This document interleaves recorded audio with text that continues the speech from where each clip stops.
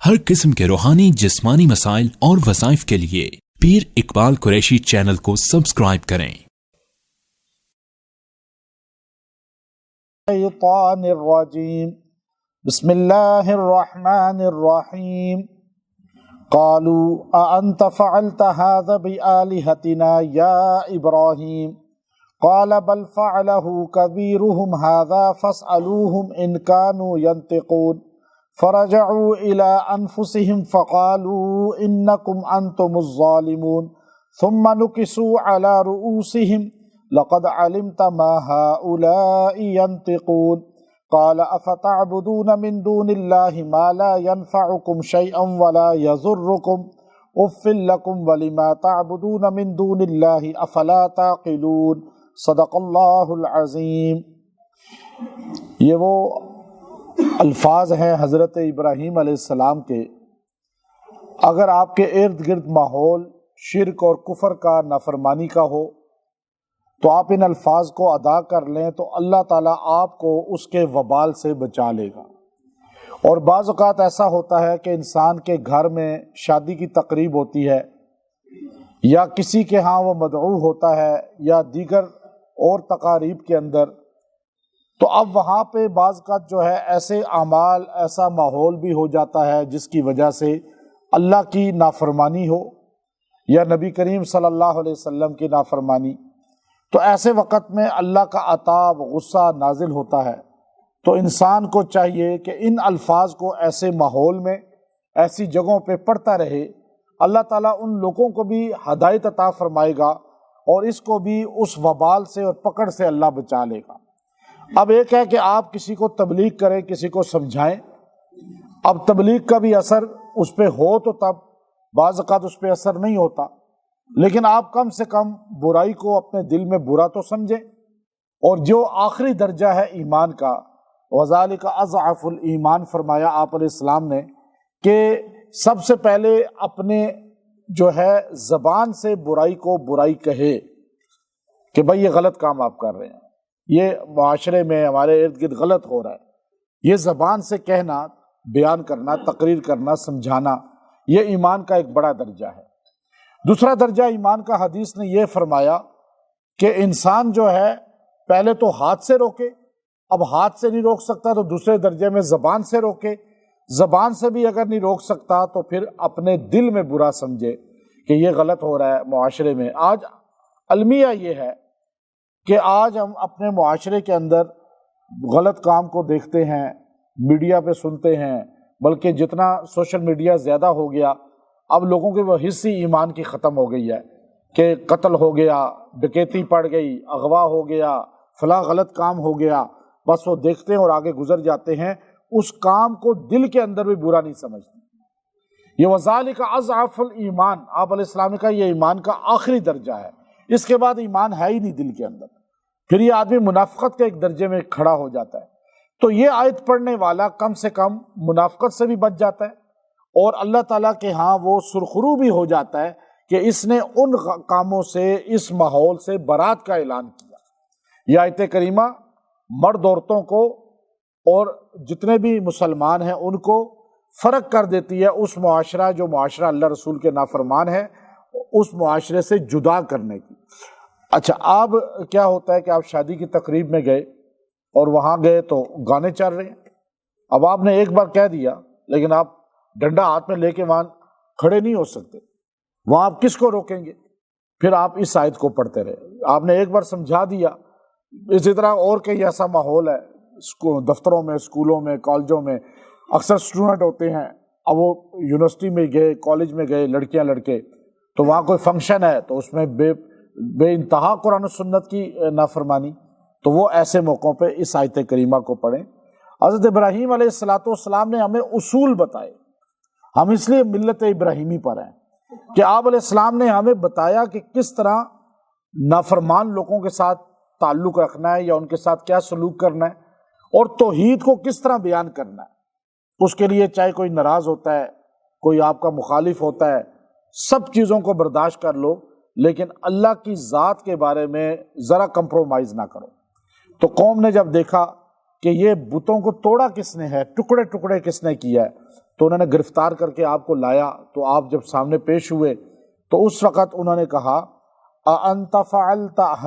هَذَا بِآلِهَتِنَا یا ابراہیم، کیا یہ آپ نے کیا اے ابراہیم ہمارے خداؤں کے ساتھ؟ اب حیرت کی بات یہ ہے، ادھر آلہتنا بھی کہہ رہے ہیں، ادھر کہہ رہے ہیں کہ یہ ٹکڑے ٹکڑے آپ نے ہمارے خداؤں کو کیا ہے۔ تو وہ خدا کیسے ہو سکتا ہے جو ٹکڑے ٹکڑے ہو جائے، جو مر جائے، جس کو موت آ جائے، اور جو سو جائے، جس کو اونگ آ جائے، اور جو ایسا کمزور ہو کہ اپنا دفاع نہ کر سکے؟ جو اپنا دفاع نہیں کر سکتا وہ آپ کا دفاع کیسے کرے گا؟ اس لیے اہل سنت والجماعت ہماری جو بیس ہے وہ بہت مضبوط ہے۔ ہم عقیدہ جو رکھتے ہیں وہ اتنا مضبوط ہے کہ ہم اللہ کے ساتھ کسی کو شریک نہیں بناتے، کہ طاقت میں، قدرت میں، صفات میں، ذات میں ہمیں پتہ ہے، ہمارا یہ عقیدہ ہے کہ اللہ کے علاوہ جتنے ہیں وہ محتاج ہیں، اور محتاج حاجت روا نہیں ہو سکتا، محتاج مشکل کشا نہیں ہو سکتا۔ جو خود کہے ایاک نعبد و ایاک نستعین، سورہ فاتحہ میں جو نماز میں خود کھڑا ہو کے کہے تو وہ اللہ سے مدد مانگ رہا ہے، تو ہم اس سے کیسے مدد مانگیں؟ یہ اصل سوچ ہے۔ اچھا، ہمیں مسلمانوں کو سمجھ آنی چاہیے، لیکن کچھ کو نہیں سمجھ آتی، ایسے ان لوگوں کو بھی سمجھ نہیں آ رہی تھی، تو وہ آگے سے کیا کہہ رہے ہیں؟ آپ نے کیا ہے ہمارے خداؤں کے ساتھ یہ؟ آپ نے کہا بل فعلہ، نہیں اس نے کیا ہے۔ وہ جو بڑا تن آور ہائٹ والا بت، بہت موٹا تازہ، یہ جو کھڑا ہوا ہے نا، چونکہ اس کی جسامت بہت زیادہ تھی، آپ نے اس کو دو وجہ سے چھوڑا۔ مفسرین نے لکھا، ایک تو وہ ہائٹ بہت تھی اس کی،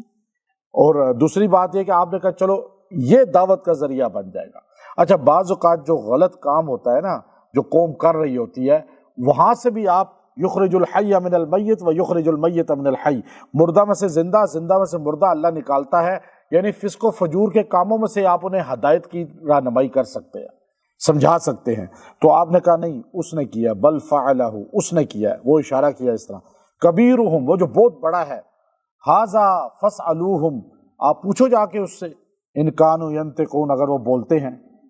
اب یہ بات آپ نے کیوں کہی؟ اب یہ بھی تبلیغ کا ایک انداز ہے۔ آپ نے کہا ان کو پتہ، میں کہوں کہ یہ سنتے نہیں، یہ بولتے نہیں، تو یہ بات تو دیکھیے نا، وہ ایک دم لڑنے پہ آ جائیں گے، مانیں گے ہی نہیں۔ تو آپ یہ نہ کہیں آپ نے کہا تم اس سے پوچھو، وہ بڑا جو صاحب ہے تمہارا، جس کو تم حاجت روا بڑا خدا کہتے ہو، جا کے پوچھو، اگر وہ سنتا ہے تمہاری بات تو۔ فرجعوا الی انفسہم۔ اب اس میں دو مفسرین کی ہے جو یہ راجح ہے اس کی، کہ امام قرطبی نے کہا فرجعوا کا میں نے یہ تھا کہ یہ اس کی طرف جائیں گے، بت کی طرف، اور جا کر جو ہے اس سے پوچھنے کی کوشش کریں گے تو لاجواب ہو جائیں گے، کیونکہ بت ان کو پتہ چل جائے گا، سنتا بھی نہیں، بولتا بھی نہیں۔ دوسری یہ ہے کہ یہ فرجعوا الی انفسہم، یہ پھر میری طرف مڑ کے آئیں گے، پھر آ کے میرے سے بحث کریں گے، کیونکہ جب دلیل کسی کے پاس نہیں ہوتی تو وہ گالیاں دیتا ہے، وہ مارتا ہے، وہ گولیاں چلاتا ہے، وہ قتل و غارت کرتا ہے۔ قتل و غارت وہی کرتا ہے، لڑائی جھگڑا وہی کرتا ہے جو دلیل کے میدان میں زیرو ہوتا ہے۔ اب نبیوں کے مقابلے میں دیکھ لیں، مخالفین نے مار کٹائی کی ہے، اب یہاں بھی پتہ چل جائے گا، آگ میں پھینک دیا۔ تو اب وہ فرجعوا الی انفسہم، اور فقالو، اچھا وہ واپس آئے، جو چکر لگا کر آ گئے، اب ان کو سمجھ آ گئی، جو تھوڑے بہت شعور والے تھے، لیکن پھر بھی اپنا عقیدہ کیسے چھوڑیں؟ باپ دادا اس دین پر رہے، باپ دادا نے یہ کام کیا۔ مجھے یاد ہے سندھ کا ایک پولیس کا تھا بہت بڑا، وہ ایک جگہ شادی کی تقریب میں میرے ساتھ بیٹھ گیا، یہاں اسلام آباد کسی بڑے ہوٹل میں، تو مالک نے اپنے کمرے میں اس کو بھی بلا لیا، میں بیٹھا ہوا تھا، تو وہاں پہ بات چیت چلی۔ اس نے کہا نہیں یہ جو ہے نا بدعات کے دفاع میں اس نے بات شروع کر دی، چونکہ مریض آدمی تھا وہ، تو میں نے اس کے ساتھ پونا گھنٹہ بات کی طریقے سے، تو 15 منٹ جب رہ گئے نا 1 گھنٹے میں، تو وہ میرے ساتھ ہنس کے اٹھ کے مجھے گلے ملتے ہوئے کہنے لگا کہ بس یہ اگر میں 15 منٹ اور بیٹھ گیا نا تو میں علماء دیوبند کا قائل ہو جاؤں گا۔ واللہ یہ قرآن سامنے ہے، میں اللہ کو حاضر جانے کہتا ہوں، میں بڑے دعوے سے کہتا ہوں، کوئی بندہ جو ہمارے اکابر دیوبند اور ہماری عقیدے کے خلاف ذہن رکھتا ہو، وہ میرے پاس 1 گھنٹہ خالی بیٹھ جائے بس، اور اللہ کا فضل ہے یہاں جتنے نمازی آپ کو نظر آتے ہیں جمعے میں یہ سارے وہی تھے جو سمجھتے تھے ہم غلط ہیں، لیکن آج وہ ہمیں صحیح سمجھ رہے ہیں کیونکہ قرآن ان کو سمجھ آ گیا نا۔ ہم قرآن کی بات کرتے ہیں، اپنے بڑوں کی بات نہیں کرتے کہ نہیں جی میرے دادا، میرے پردادا، میرے پیر صاحب، میرے استاد صاحب، نہیں، قرآن سے بڑا کوئی نہیں ہے، سب سے بڑا پیر ہی قرآن ہے۔ اب دیکھیں میں آپ کو قرآن سنا رہا ہوں، میں اپنی بات نہیں کر رہا، میری کوئی کرامت نہیں ہے، میرا کوئی حیثیت نہیں ہے۔ مجھے ایک بندہ کہنے لگا جی آپ ایسی تفسیر بیان کرتے ہیں، آپ تو شیخ التفسیر ہیں اس زمانے میں۔ میں نے کہا استغفر اللہ، تفسیر کا بھی کوئی شیخ ہوتا ہے؟ میں تو خادم قرآن ہوں ہم قرآن کے خادم ہیں۔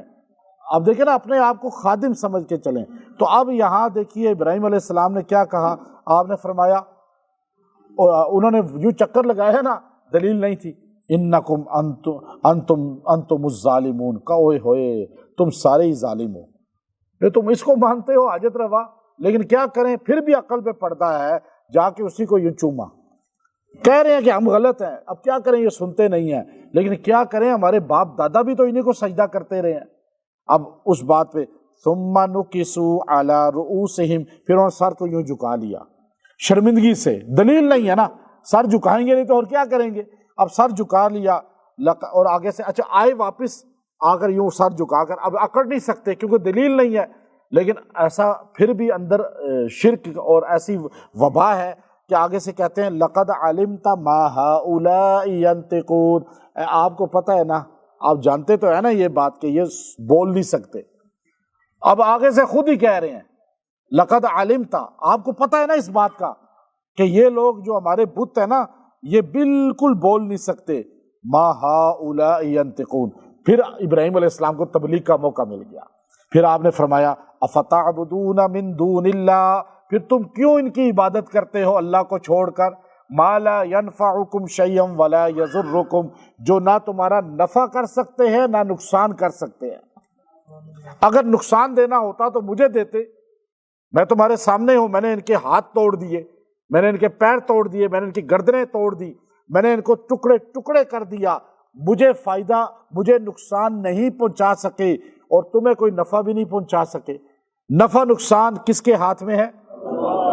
یہ عقیدہ ہے اصل۔ اب ہمارا یہ عقیدہ ہے، اب بتائیں یہ عقیدہ قرآن کا ابراہیم علیہ السلام کا ہے یا نہیں؟